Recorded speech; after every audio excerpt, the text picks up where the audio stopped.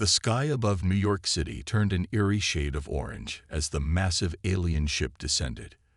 It was unlike anything anyone had ever seen, a shimmering metallic structure that seemed to pulse with light, hovering silently over the towering skyscrapers. People froze in the streets, their faces tilted upward, eyes wide with awe and fear. Some dropped to their knees, praying, while others scrambled for their phones, desperate to capture the moment. The air buzzed with tension, a mix of wonder and dread rippling through the crowd.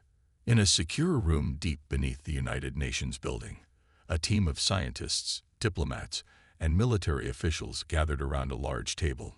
Monitors displayed live footage of the alien vessel, its sheer size making the city look like a toy model. Among those present was Captain Ryan Carter, a tall, broad-shouldered man with sharp features and a no-nonsense demeanor. His uniform was crisp, but his expression betrayed exhaustion. He had been called in from active duty just hours earlier, pulled away from his family without explanation. Now, he stood at the edge of the group, arms crossed, watching the screens intently. "Why am I even here?" Ryan muttered under his breath, glancing at Dr. Emily Dawson, the lead scientist overseeing the meeting. She was younger than he expected, with short brown hair and glasses perched on her nose. Her calm voice cut through the murmurs filling the room. "We need someone who understands conflict," she said, catching his eye. "Someone who can read between the lines if things go south." Ryan frowned but didn't argue. He knew better than most how quickly peaceful situations could turn deadly. Still, he couldn't shake the feeling that his presence was more symbolic than practical. Why would aliens care about one grizzled Marine? The aliens made contact within minutes. A holographic projection appeared in the center of the room, showing a figure unlike anything human. Tall and slender, with smooth, iridescent skin and elongated limbs, the creature introduced itself as Zirak, leader of the Valith. Its voice resonated softly, almost melodic, though slightly distorted by translation software. "We come in peace," Zirak began, its words causing a ripple of relief among the humans. "We seek knowledge of your kind and offer gifts of technology to aid your progress." The diplomats exchanged hopeful glances, already envisioning breakthroughs in medicine, energy, and space travel. But Ryan remained silent, studying the aliens' movements. There was something unsettling about the way Zirak tilted its head, as if amused by the humans' reactions. Was it genuine curiosity, or something else? As the meeting continued, Zirak asked questions about Earth's history, culture, and achievements. The answers painted humanity in a positive light: art, science, exploration. Yet when Zirak inquired about war, the tone shifted. The diplomats hesitated, choosing their words carefully. They described battles as conflicts of ideology and necessary struggles for freedom. Ryan clenched his fists, frustrated by their evasiveness.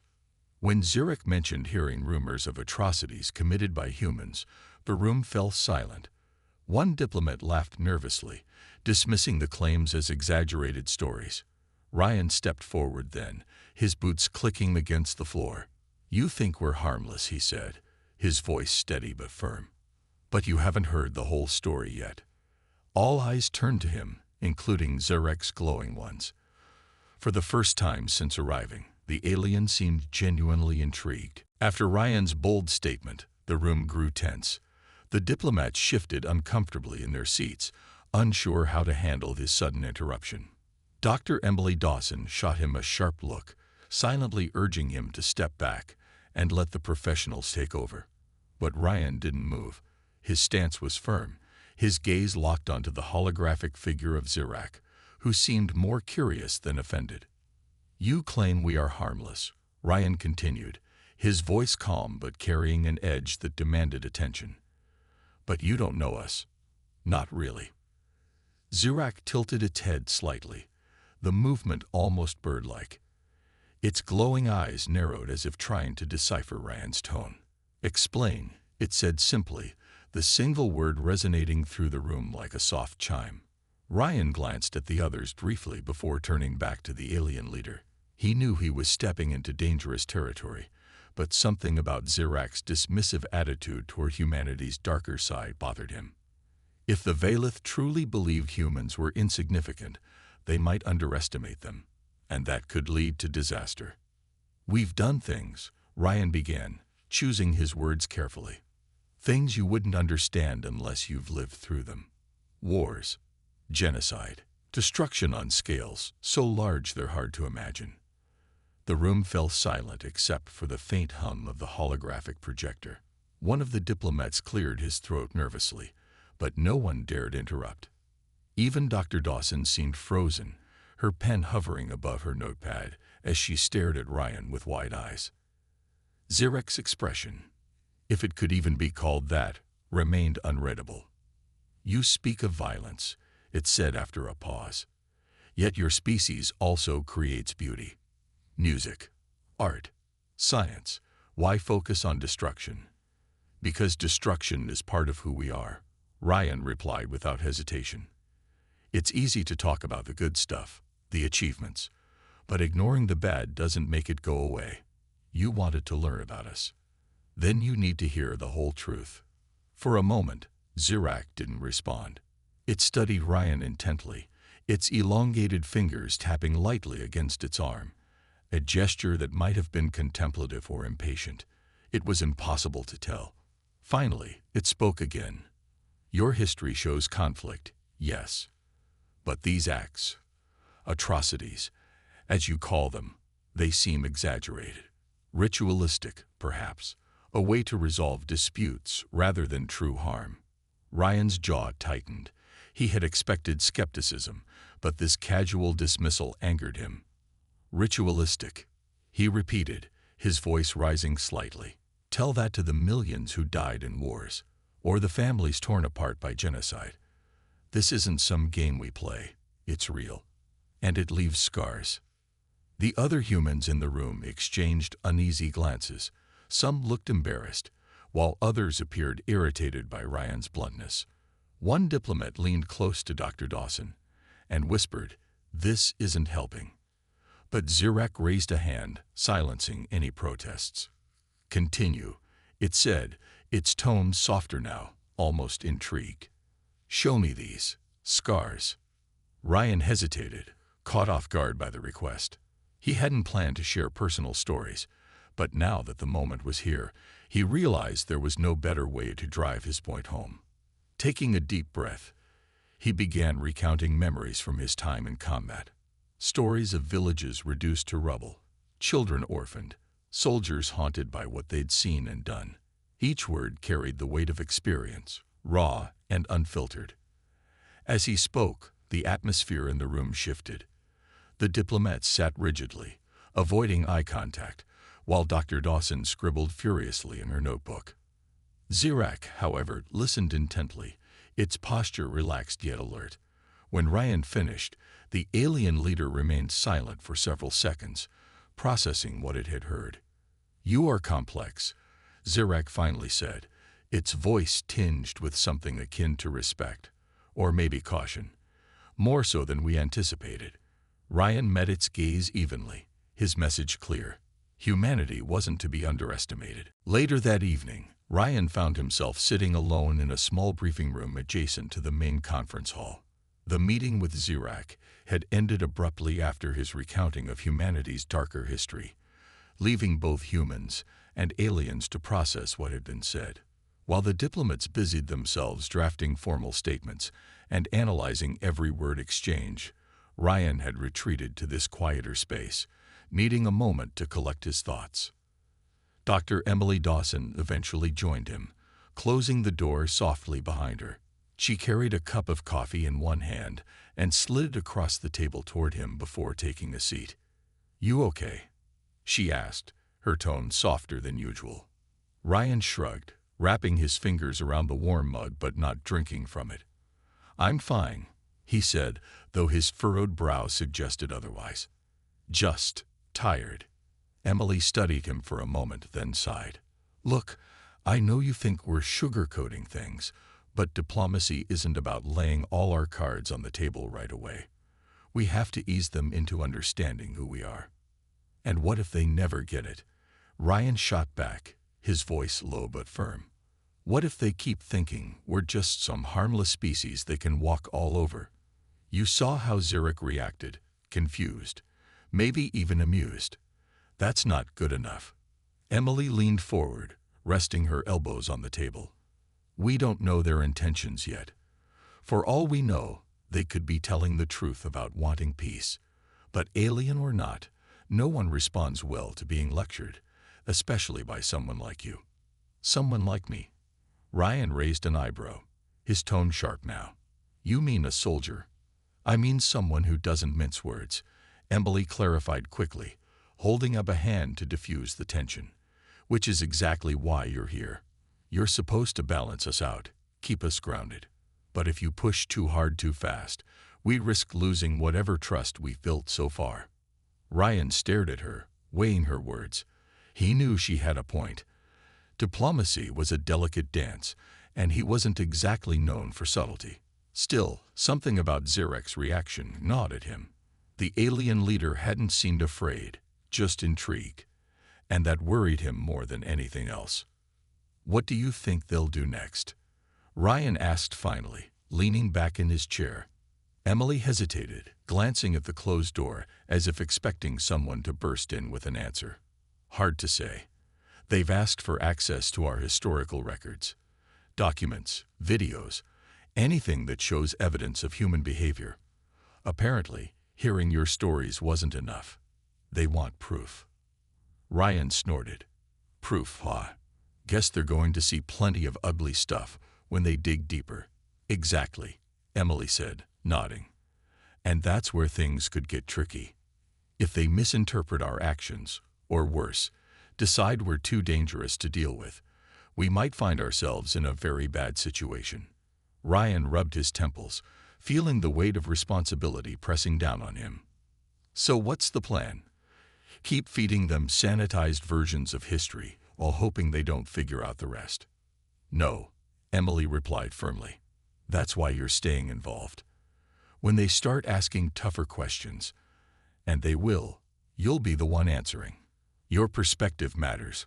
Ryan, it's honest, raw, and right now, honesty might be our best weapon. Ryan didn't respond immediately. Instead, he sipped his coffee, letting the warmth spread through him. He thought about Lisa waiting for him back home, wondering what kind of world he'd return to if this mission went sideways. For the first time since arriving, he felt a flicker of hope, not because everything was under control, but because he realized he wasn't alone in this fight. All right, he said finally, setting the mug down. Let's show them who we really are. Just don't expect me to sugarcoat anything. Emily smiled faintly. Wouldn't dream of it. The next morning, Ryan was summoned to another meeting with Xerac. This time, the setting was different. Instead of the crowded conference room filled with diplomats and scientists, it was just him, Dr. Emily Dawson, and a small group of Valith representatives gathered in a sleek, minimalist chamber aboard their massive ship. The walls shimmered faintly, casting an otherworldly glow over everything. Ryan felt out of place, his boots clicking loudly against the smooth floor as he walked in. Xerac greeted them politely, but got straight to the point. We have reviewed your historical records, it said, its melodic voice echoing softly. Yet questions remain. Ryan crossed his arms, standing tall despite the alien's imposing presence. Ask away, he replied, his tone steady. Xerac gestured toward one of its aides, who activated a holographic display. Images flickered to life in the air between them. Scenes of war, destruction, and suffering pulled from humanity's darkest moments. A bombed-out city. Rows of graves. Soldiers marching through smoke and ash. Ryan recognized some of the footage. Others were older, grainier, but no less haunting. These acts, atrocities, Xerac began, pausing as if searching for the right words. They are difficult to comprehend. You claim they are common among your kind, yet you also speak of unity, progress, and hope. How do these opposites coexist? Emily stepped forward, ready to offer a diplomatic response, but Ryan held up a hand to stop her. He knew this question was directed at him, and he intended to answer honestly. "It's because we're complicated," Ryan said, meeting Zarek's glowing eyes. "We're capable of great things, but also terrible ones. Sometimes those two sides feed into each other. War pushes us to innovate. Suffering makes us stronger, if we survive it." Zarak tilted its head, considering this. "And what of regret? Do you feel sorrow for these actions?" Ryan hesitated, the weight of the question pressing down on him. "Some do, some don't. It depends on the person. And sometimes, even when people know something is wrong, they do it anyway. We call that moral failure." "Moral failure," Zarak repeated slowly, as if tasting the phrase. "An interesting concept. Among my kind, such behavior would not be tolerated. Those who harm others face immediate correction." Ryan frowned, unsure whether to take that as a threat or a statement of fact. "So you're saying your species doesn't fight wars? Never hurts anyone?"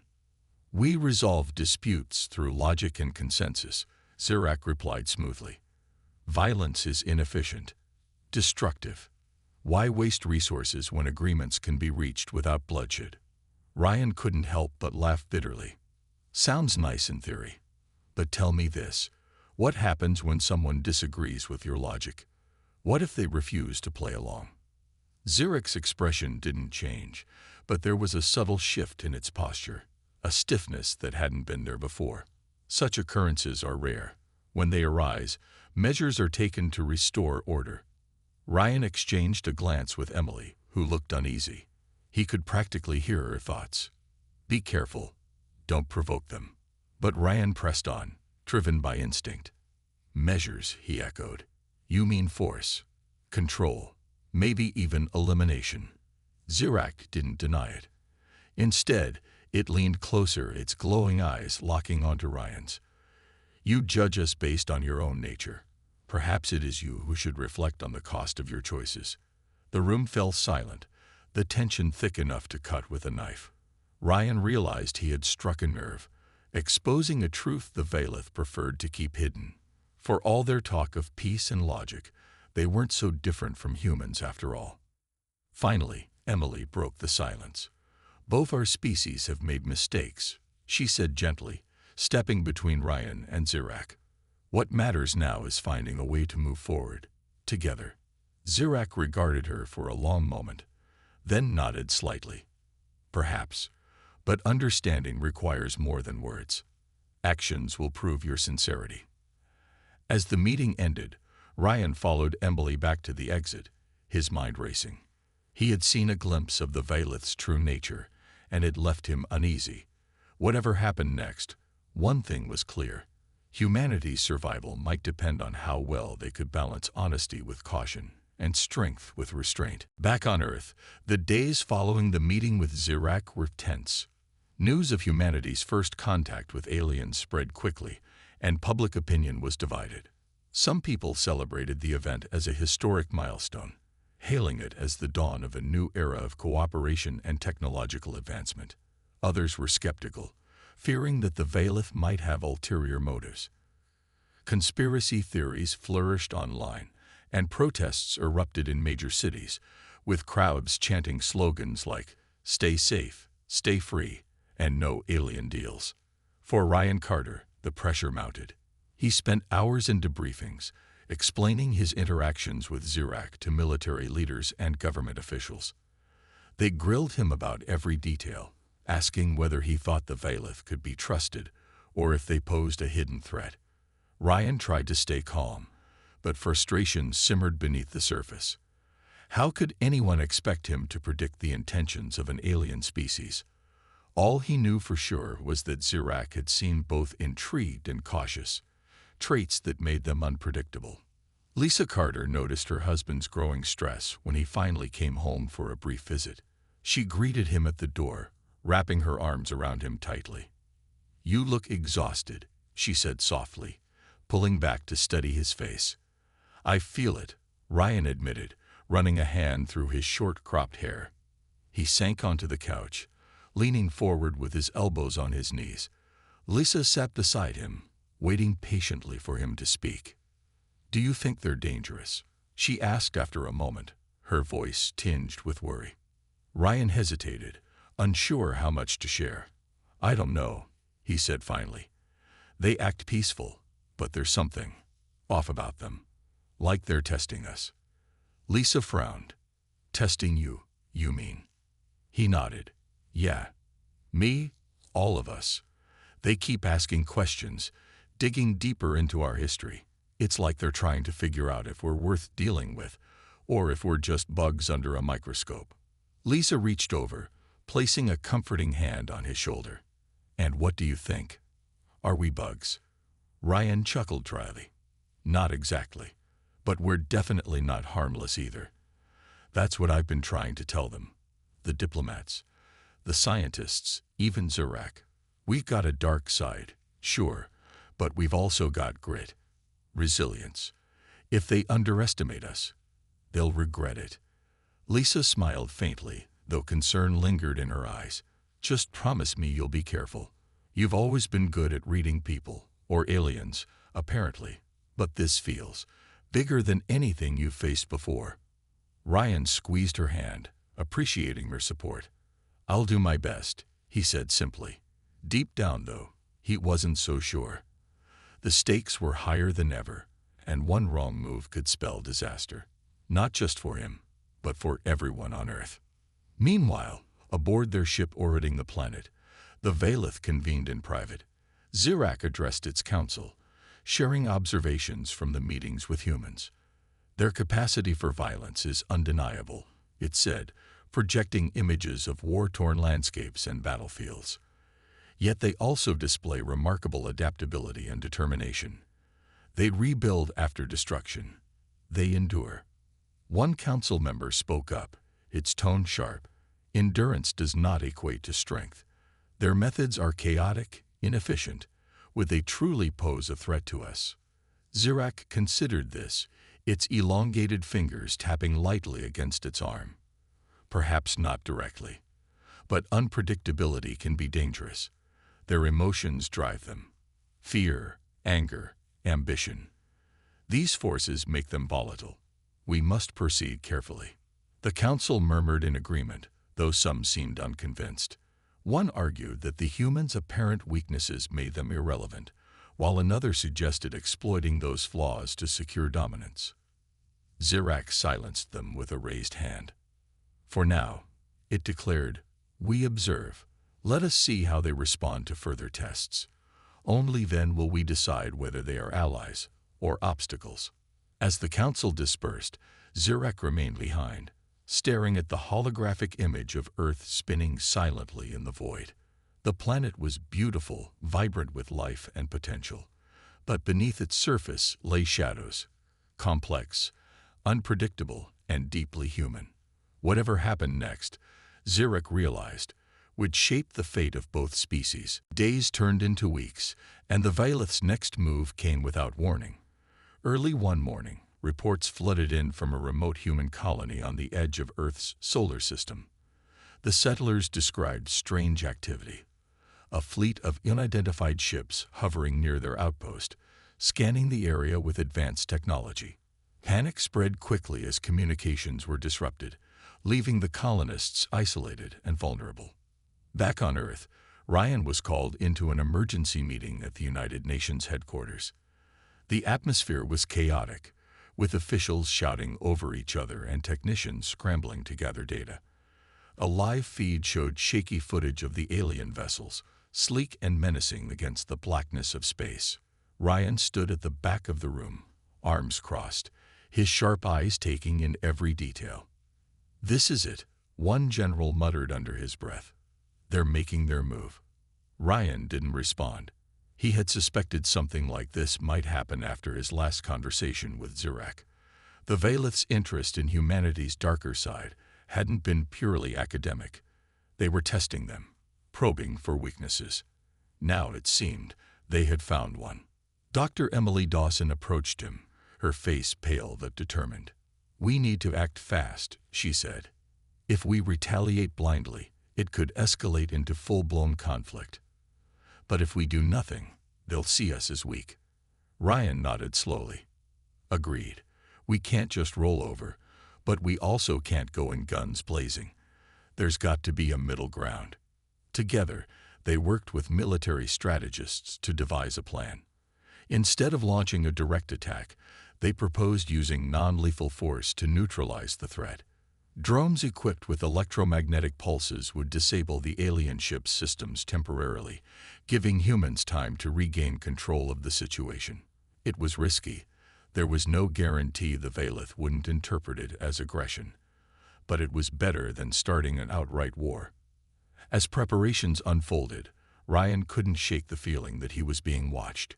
Every decision, every step they took, felt like part of a larger game orchestrated by Zirak. Still, he pushed forward, knowing hesitation could cost lives.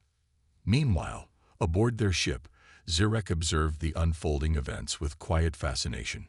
Its council had debated the merits of targeting the colony, some arguing it was unnecessary, while others insisted it was the only way to gauge human resolve. In the end, Zirak had sided with the more cautious faction, limiting the operation to surveillance and minor interference. But now, as the humans mobilized a countermeasure, it realized the test had taken an unexpected turn. They adapt quickly, Zirak remarked to its advisors, who hovered nearby. Their response is measured yet decisive. Not what I expected. One advisor leaned closer, its voice low.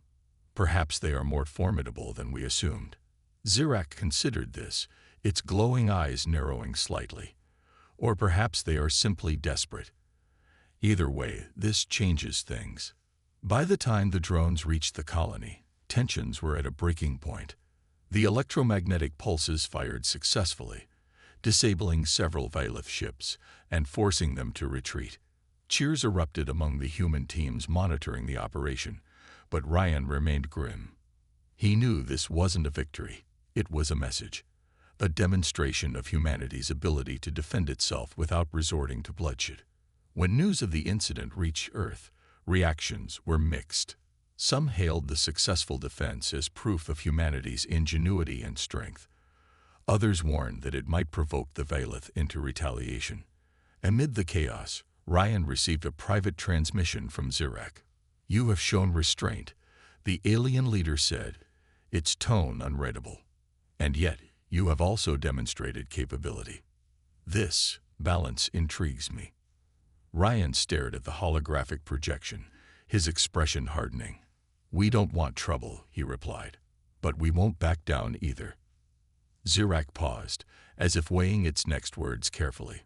"Then let us hope your actions speak louder than your words, Captain Carter, for both our sakes."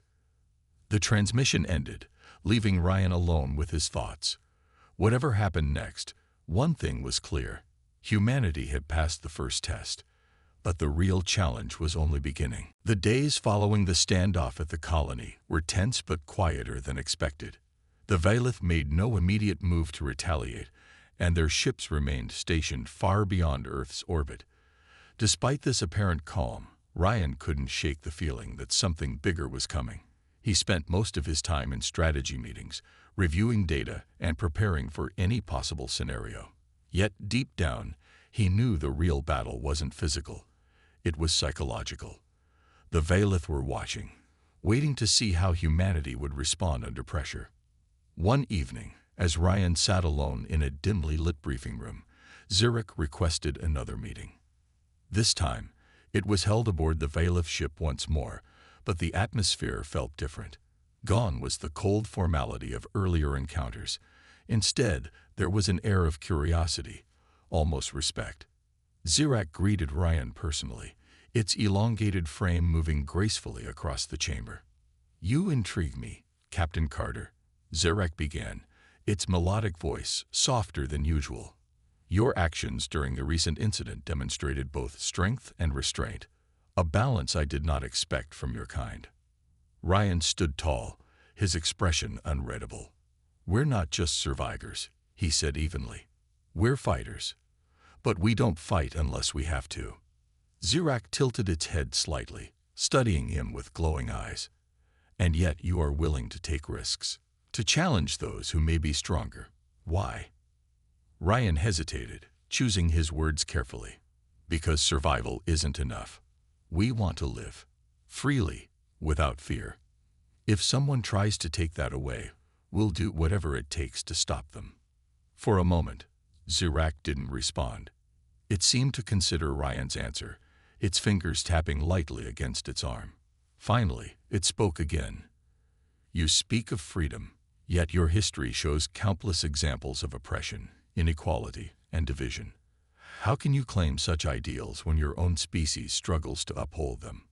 Ryan clenched his jaw, knowing Zirak had struck a nerve. It's not about perfection, he replied firmly. It's about progress. We make mistakes, sure, but we learn from them. We adapt. That's what makes us dangerous. Not just our weapons, but our will to keep going. Zirak's expression, if it could even be called that, shifted subtly. There was no arrogance now, only thoughtful contemplation. Dangerous, it repeated softly. An interesting choice of words. You believe yourselves capable of challenging even superior forces. I believe we'll try, Ryan corrected. Maybe we won't win every time, but we won't give up either. That's what you need to understand about us. The alien leader paused, then nodded slightly. Perhaps you are right. Perhaps understanding is the key to coexistence. It gestured toward a nearby display, which activated to show images of Earth, its cities, forests, oceans. Your planet is remarkable, fragile, yet resilient, like your people. Ryan frowned, unsure where this was leading. What are you saying? Zirak turned back to him, its tone serious. I propose an alliance, not out of trust, but out of necessity. Your species has much to offer, as do we. Together, we could achieve great things or cause great harm. The choice is yours. Ryan stared at the alien leader, weighing the implications. An alliance with the Valith could bring incredible advancements for humanity, but it also carried immense risks. Could they truly work together, or would this end in betrayal? Finally, Ryan met Zirak's gaze. If we agree to this, it has to be on equal terms. No secrets, no manipulation. Deal. Zirak extended a slender hand, its movements deliberate. A fair condition, Captain Carter. Let us begin anew. As Ryan shook the alien's hand, he felt a flicker of hope, but also unease. Trust was fragile, especially between two species so fundamentally different. Whatever happened next, one thing was certain. Humanity's future now depended on finding common ground, or facing the consequences of failure. The alliance between humans and the Valith was announced to the world with a mix of excitement and skepticism.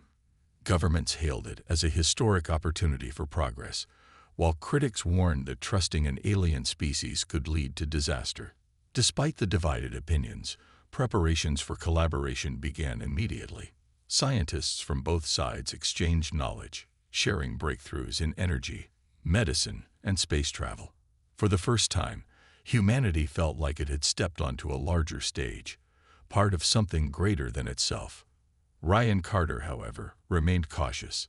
He attended every meeting between human and Valith representatives, his sharp eyes scanning for signs of deception. While the aliens appeared cooperative, he couldn't ignore the underlying tension. Zirak's words about necessity still lingered in his mind. Was this alliance truly about mutual benefit, or was it a calculated move by the Valith to gain a foothold on Earth? One evening, as Ryan reviewed files in a secure facility, Dr. Emily Dawson joined him. She carried 2 cups of coffee, sliding one across the desk toward him. You look like you haven't slept in days, she said, her tone light but concerned. I haven't, Ryan admitted, rubbing his temples. Something feels off, like we're missing something big. Emily sat down across from him, sipping her coffee thoughtfully. Do you think they're hiding something? I don't know, Ryan replied, leaning back in his chair. But I've learned not to trust anyone who says trust me, even if they're aliens. Emily chuckled softly, though her expression turned serious. "It's not just you. Some of the scientists are uneasy too. The Vailith are sharing incredible technology, but there are gaps, things they won't explain, like they're holding back." Ryan frowned. "That's what worries me. If they're willing to work with us, why keep secrets? What are they afraid of?" Before Emily could respond, an alert flashed on the monitor in front of them. A message from the military command center. Unusual activity detected near the edge of Earth's solar system. Several unidentified ships, presumably Vailith, were moving into position around a distant asteroid belt. The timing was suspicious, coming just days after the announcement of the alliance. Ryan stood up quickly, grabbing his jacket. "I need to see this." At the command center, technicians worked frantically to analyze the data. Screens displayed images of the alien fleet, their sleek vessels gliding silently through space. Initial scans suggested they were mining resources from the asteroids, but their movements were erratic, almost experimental. It was clear they were testing something. But what? Ryan turned to General Harper, who oversaw the operation. "Any sign of hostility?" he asked. "Not yet," Harper replied, his voice tight. "But we can't rule it out. They're pushing boundaries, seeing how far we'll let them go." Ryan nodded grimly. "We can't afford to look weak. But we also can't jump to conclusions." He decided to confront Zirak directly. Arranging a private meeting aboard the Vailith ship, he arrived with a small team, including Emily. When Zirak appeared, its demeanor was calm but guarded. "Captain Carter," it greeted him. "To what do I owe this visit?" Ryan didn't waste time. "What's happening near the asteroid belt? Why are your ships there?" Zirak hesitated, then gestured toward a holographic display. "We are conducting experiments, testing new methods of resource extraction. Nothing more." Ryan studied the projection carefully, noting inconsistencies in the data. "Testing or preparing?" Zirak's glowing eyes narrowed slightly. "Preparation is wise when dealing with unknown variables, including your kind." The room fell silent, the weight of the statement hanging in the air. Ryan realized the truth. The Vailith weren't fully convinced of humanity's reliability, or its potential threat. This wasn't just about resources, it was another test. "We're not your enemy," Ryan said firmly. "But if you keep pushing us, you might make us one." Zirak regarded him for a long moment before nodding. "A fair warning, Captain. One I will remember." As Ryan left the ship, he knew the fragile alliance was teetering on the edge. Trust would take time, and vigilance, to build. But one thing was certain.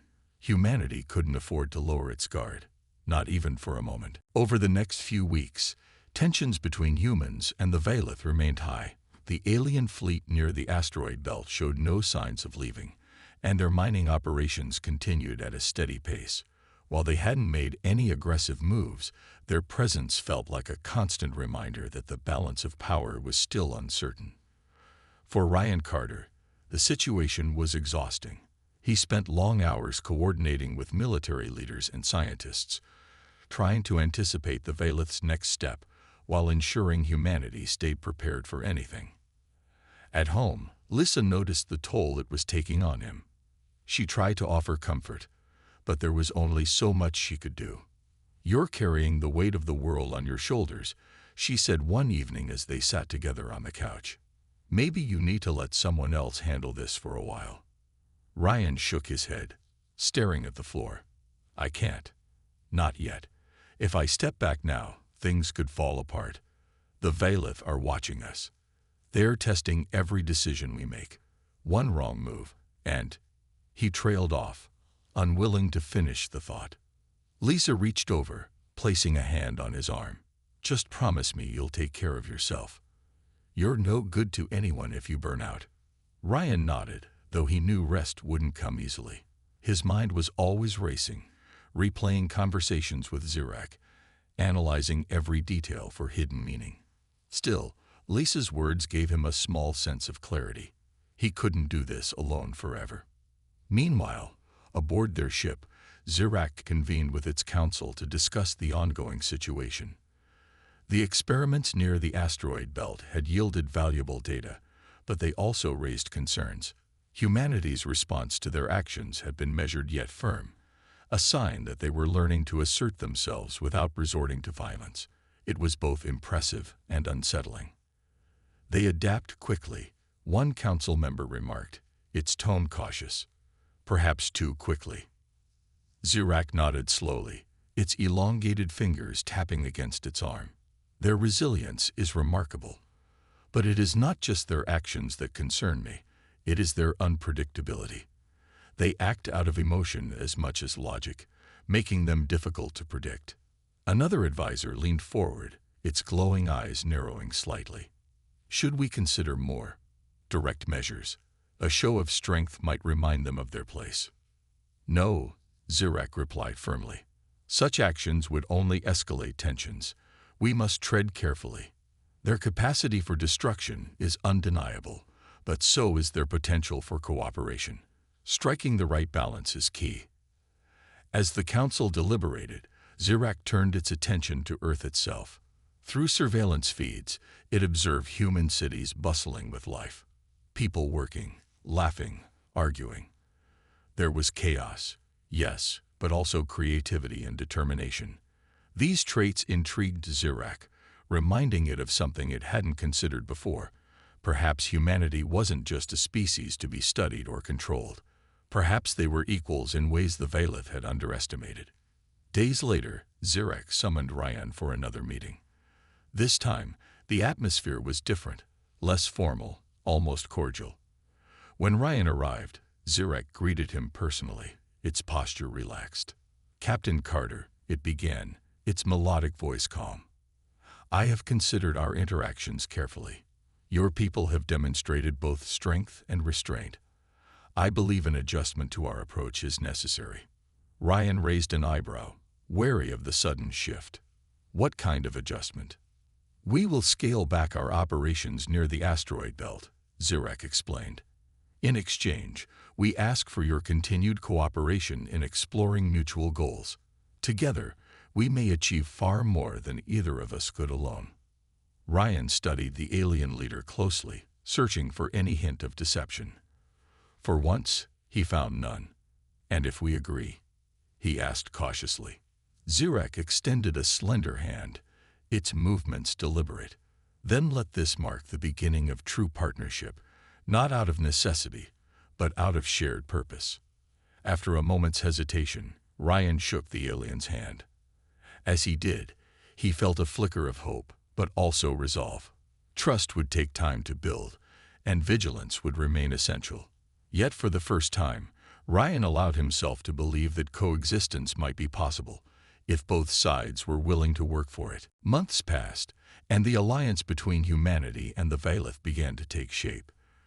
The alien fleet withdrew from the asteroid belt, and joint projects were launched to explore new technologies and address global challenges like climate change and resource scarcity.